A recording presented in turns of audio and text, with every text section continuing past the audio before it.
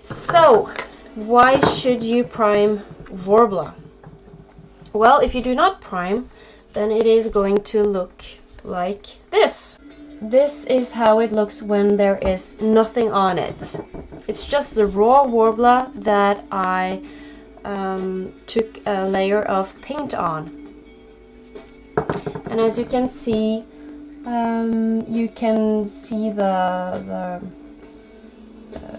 the texture of the Worbla. It's kind of like sandpaper. And if you do not prime with anything, then anyone who has ever worked with Worbla is going to recognize that you did not prime at all. And most of the things that you are going to make out of Worbla is not going to have this kind of texture on it. So it makes no sense not trying to smoothen it out and make it nice. So that is why you should always prime, because the painting sticks quite well to the Worbla, but that's not the point. You want it to be smooth so that it will look like armor or whatever, metal or plastic or whatever you're making. So this is the kind of smoothness that you want. Yes, it's very, very fine. So here the only stripes are the color, and they are supposed to be, it's supposed to look a bit dirty and worn, so that's alright. But as you can see, it's quite smooth. And hence it looks more like metal. This is from Clas Ohlson. And you have an indoor type and you have an outdoor type, and I have not used any other than the indoor type, but I have been told that the outdoor type may have, or it may dry faster than just a second,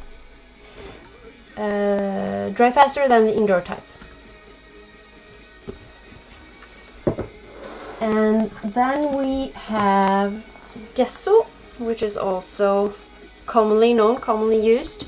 I have both a white version and a black version, and they are exactly the same except for the color. I find that black Gesso, well, it saves you a layer of paint if you need the background to be black, but also this is a lot better to reveal any unevenness in the things that you are making. The darker colors are better at revealing them, so if I'm unsure if I have smoothened it out enough, then I am going to use a layer of black Gesso and I will see it straight away. I used this method a lot when I was making Fenris's breastplate, because I wanted it to be really smooth and it had a lot of flaws in it, so I spent a lot of time making it smooth. And the black Gesso helped me a lot to underway see where I needed to use more sandpaper or where I needed more filler to make it smooth. And then I have experimented one time with my Fenrisa breastplate with this extra thick, super heavy Gesso.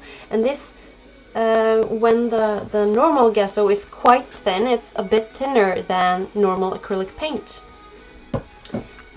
This is more like clay. I'm going to show you afterwards. This is a lot more like filler. It feels a lot more like filler. And yeah, I'm going to get back to the sanding afterwards. What I've also used for bigger flaws or holes or damages to my props and armor is to actually use wood filler. And Clas Ohlson has just started making their own brand. They had some other brand before, but this works exactly the same, and you can get wood filler or sparkel på norsk. You can get that almost anywhere.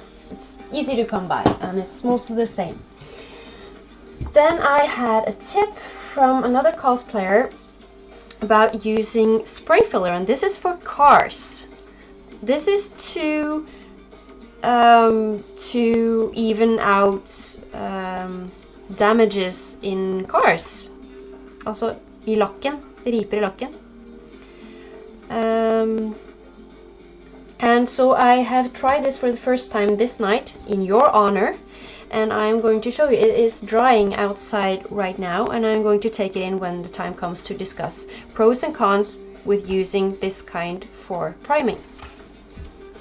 So those are the basic things that you can use for primer. I am sure there are other methods as well, but those are the most common sorts and the kinds that I think is worth trying out.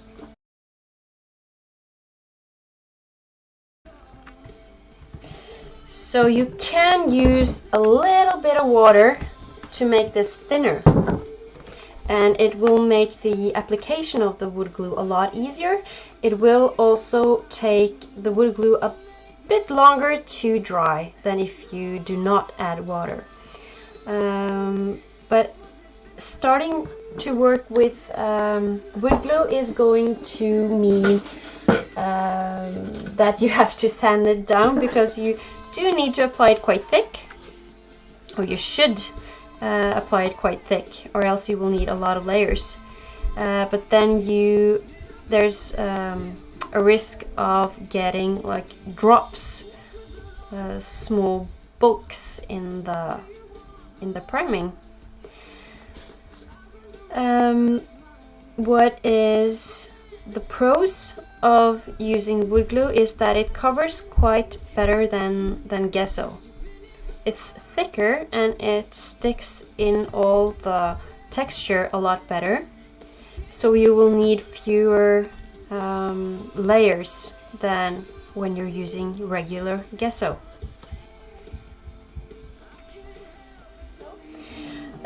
The pro of using wood glue is, of course, that I used the wrong, no I didn't, is that it's thicker, so you do not need as many layers. However, like I said, it is going to fill things that you do not want it to fill. So you need to spend more time taking care that it does not fill too much. You need more than 2 layers, and you need to wait for it to dry in between, and it takes longer time to dry. And I am going to tell you about some major cons using wood glue, which is the reason why I am trying not to use wood glue anymore. The first is that if I try to sand this, okay, it's going to dry completely. I'm going to let it dry. However, if I sand this and I am putting a bit too much pressure on it, I can be unlucky and make a tear or something. This is only going to come off because wood glue, it's lying just above the Worbla. It's not sticking to the Worbla like Gesso is. So I can just peel this off. If I get a tear, I can just peel this off and the Worbla is going to be exposed. So that can be a major problem, because if you do get a damage in this wood glue, then it is going to be so hard to repair it and get it smooth again. So if you are going to use this method, and if you are going to sand it, be very gentle. Take your time and be very gentle. You do not want to risk ruining it. My Fenris is the cosplay that I have been using the most. It has been on so many photo shoots and so many demonstrations through work and cons, and I've done quite a bit with it. I have been fighting, I've been jumping, I've been doing almost anything that you want to do in an armor with this cosplay. And at Metrocon, I realized that it has started to crack up. Now, the Worbla is not damaged. I love Worbla because it does not get damaged unless you really try to damage it. However, what has started to come off is the wood glue. Thank you very much, wood glue. So this is, I think, I made this half a year ago, a bit more than half a year ago. And the wood glue is completely dry, of course. But like I said, it just lies on top of the Worbla. And if you get a crack or if you get a tear, you can just peel it off. It doesn't stick to the Worbla. So this is what happens.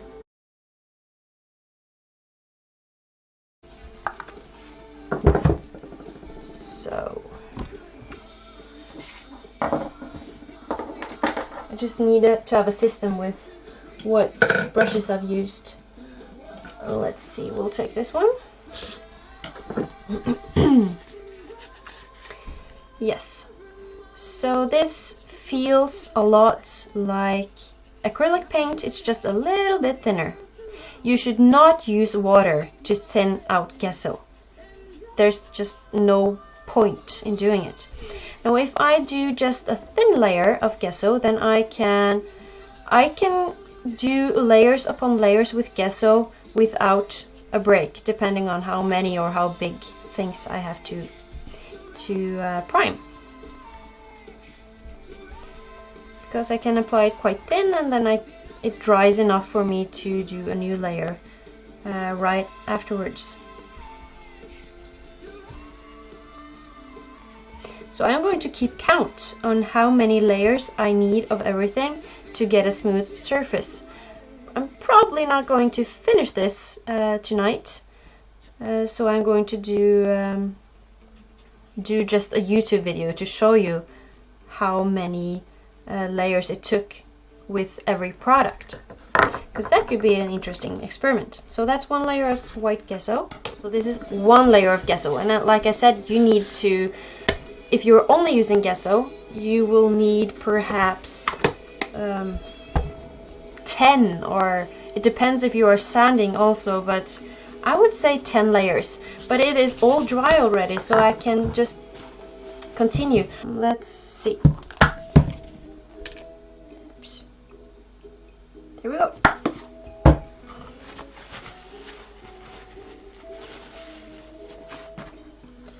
So I'm just going to continue by this is my second layer of regular gesso. Okay, so the pros with gesso is that it dries quickly, so you can do another layer without taking a long break. You don't really need to wait for it to dry. Unless you're doing really thick layers, you can just continue to prime and prime and prime. And this gesso, the normal gesso, sticks quite well to Worbla. It likes Worbla. So you can, without any problems, sand the gesso surface. Once it's dry, of course. And the more layers you have, the more time it's going to take before you can sand it. So that's just a normal rule. However, this you can sand without being afraid that the gesso will get ruined, that the surface will rip off or anything. This is safe to sand, which is a big pro when it comes to using regular gesso. The con is that you need to use a lot of layers. So you need to have the patience, and you need to have the time to just layer and layer and layer and layer. And I'd say at least 6 layers of just regular gesso to get a smooth surface. And you can sand it in between. So after I've done 5, I can sand it just a little bit, and I can continue if I want to with some layers of gesso. And since it doesn't dry as slowly as the wood glue, you can it doesn't take more time to use gesso for priming than wood glue. This is just applying a thick layer of wood filler upon the whole surface. Now this is not the right or the best way to use wood filler. You should use it to fill damages. If you had a air bubble, for example, that was really deep, or you have a scar in the Worbla, you were unlucky and you ruined something, you don't have to make a whole new one. You can use the wood filler just to just to fill the hole or the scar in the Worbla. But just for the educational purposes, right now I have taken the wood filler all over the surface. And of course, when I apply that thick, I need also to sand it down. So that's what I am going to do. So I'm just going to sand the whole thing. And this is probably going to give you the smooth surface the fastest if you use wood filler. However, this doesn't stick really well to Worbla. It's not supposed to.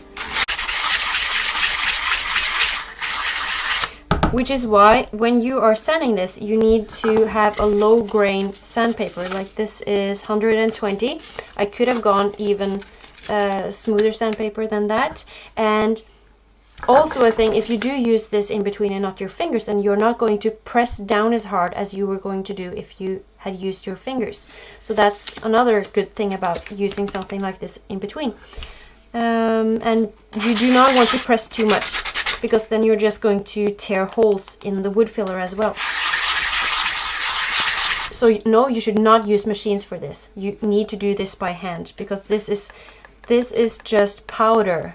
Essentially, this is just powder.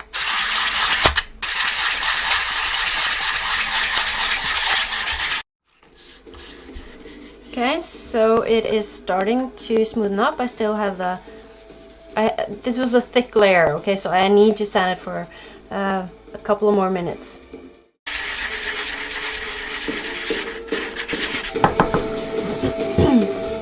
And this is where Black Worbla, like I said earlier, Black Worbla can help you to see where you need to even it out even more.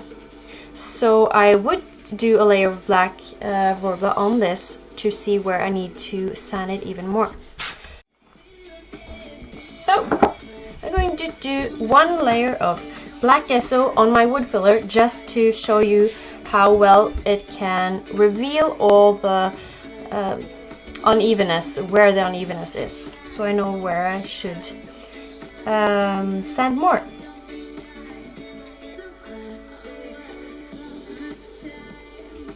So I'm just a very thin layer because I am going to sand it more afterwards.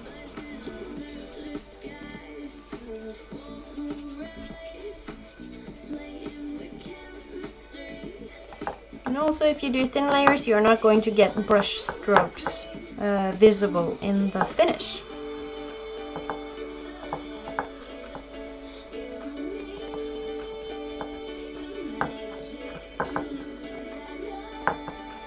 I think that's enough. So I'm going to let this dry, and we are going to pick it up again. Now, already I can see what places that I have to sand more. I can see some of the unevenness, but I am going to let it dry because there is no sanding while it's still wet anyway. But you can see some areas that are still a bit rough that I need to sand more.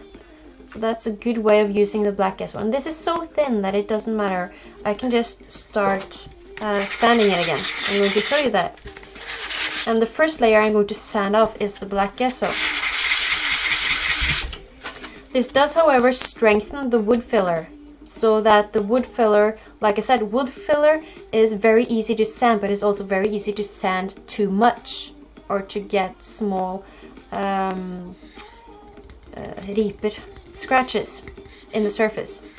The Black Gesso, or any gesso, the thin gesso, one layer of it is going to strengthen it a little bit. And this is just going to be a rinse and repeat. I have already smoothed out the worst places, and it's hard to see how smooth I've gotten it right now because there are different colors. So what I do is just take another layer of Black Gesso, and I can see the places I need to sand even more. So, like I said, wood filler is a really good way to get a smooth surface very fast. This is just one thick layer that I have sanded down, and then 1 layer of black gesso. And it's already the smoothest one of all of these. Perhaps except for this spray filler, but we'll get back to that. However, that's also the reason that if this gets damaged, pow, pow, pow, then it will crack very easily because it's just powder. So it is not as durable as, for example, gesso, thick gesso, or even wood glue. Wood glue can take more damage than this can. So you need to seal the wood filler with something. And what I have used up until now is wood glue, just as a layer to 2 or 3 layers to protect the wood filler. I can really damage this if I want to. I can do it here. It's just, I can just scrape it off. And the reason why the black gesso is coming off so easily is that there is a layer of wood filler in between the Worbla and the black gesso. So I can just scrape it off. And I can do that all over. So this does not handle damage very well, but it is the smoothest option.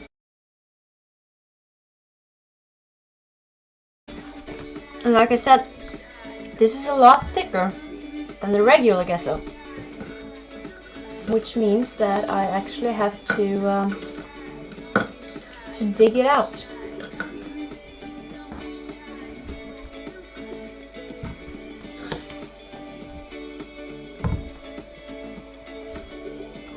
And I'm going to get back to the pros and cons of using this a little bit later.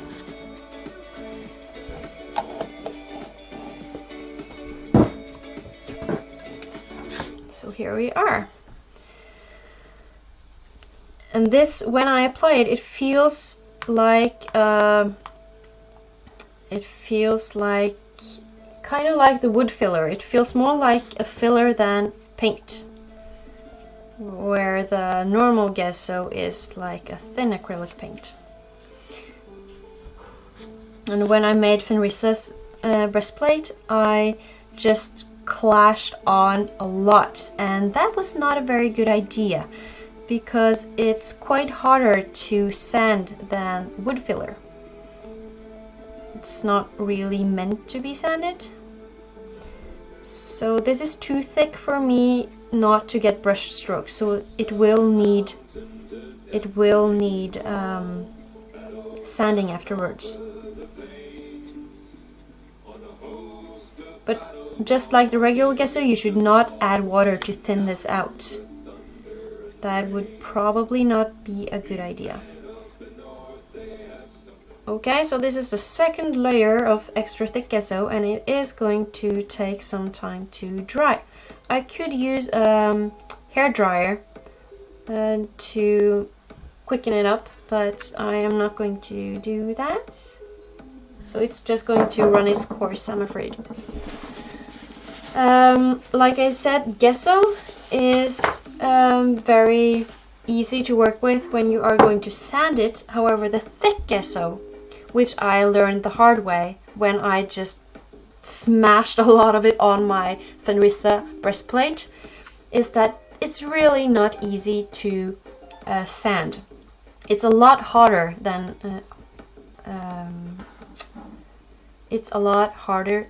the wood filler, was what I was going to say. So you actually need to use some pressure on it to sand it out. So that when we're talking about pros, it has the same properties as normal gesso when it comes to sticking to Worbla. So that is a big pro.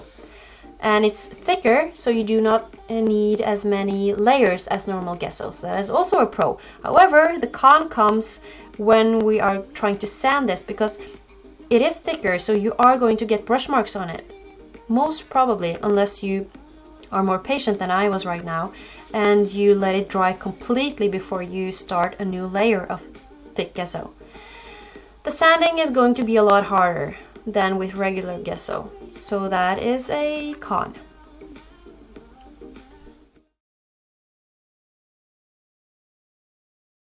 The last thing I'm going to show you now is the spray filler, which comes as a spray, obviously, filler spray.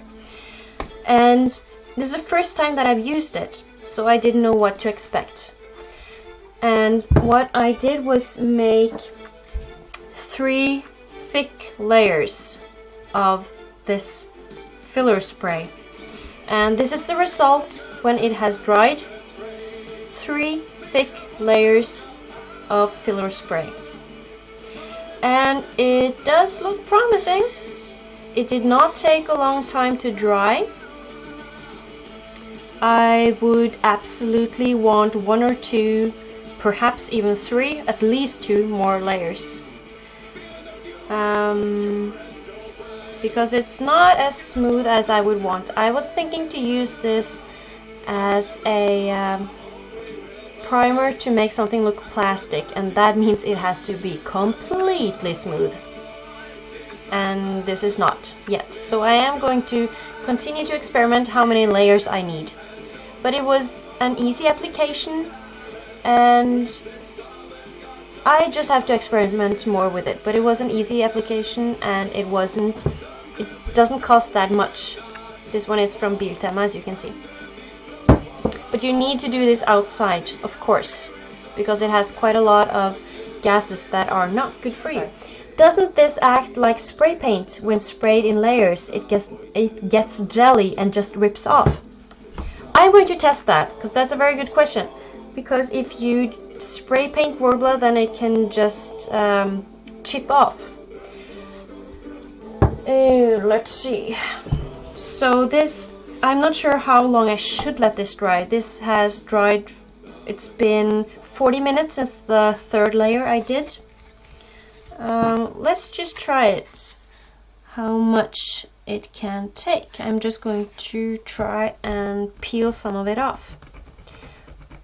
I'd say that this sticks better. It's thicker than spray paint, and it does seem to...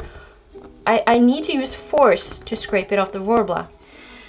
And from what I can judge right now, this sticks a lot better than wood glue. Everything sticks better than wood glue. I suspect it does not stick as well as Gesso, but it sticks fairly well to the Worbla. So I would not be afraid of this peeling or cracking up on the Worbla. This sticks. I think that this method of priming does have some promise. I will have to experiment more with it. I'm going to do a couple more layers on this, which brings us up to 5 layers, and that may make it completely smooth. But I will have to see how much damage it is going to be able to take. But this does show promise. This, however, will also, just like the wood glue, start to fill up the things you do not want to be filled up. So you cannot control that.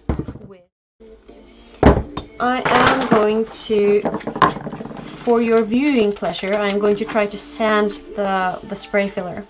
Just see how it acts.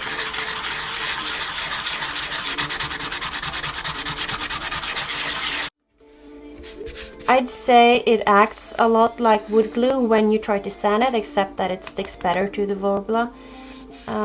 But you should definitely be careful. But it does actually seem promising.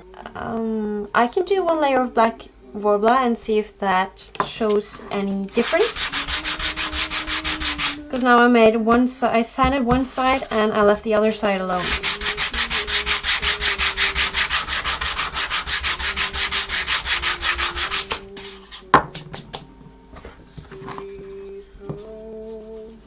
I'm just going to do 1 thin layer of black Worbla on the whole thing to see if there's any difference.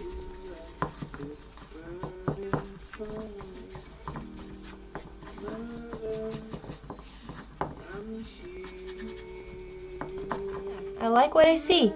Both sides, the one that I did sand and the one that I did not sand, they look quite equal, so I'm not even sure if I would need to sand it at all. I'm going to let this dry and see if that reveals anything other than that. Actually, now the black gesso has dried, so now I can see a bit more difference, and sanding is probably a good idea. Well, now I just used 3 layers of this one. I may have gotten a smoother surface with 4 or 5 layers, but I have sanded just a little bit on the surface, and although I can see the scratches from the sandpaper, it is a bit smoother than the one I did not sand. So a little bit of sanding may be a good idea, as long as you're careful with this one.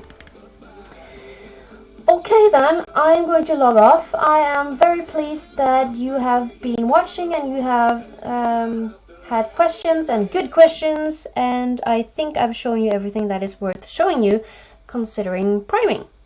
And of course all of you know that yes, you should prime. Definitely you should prime.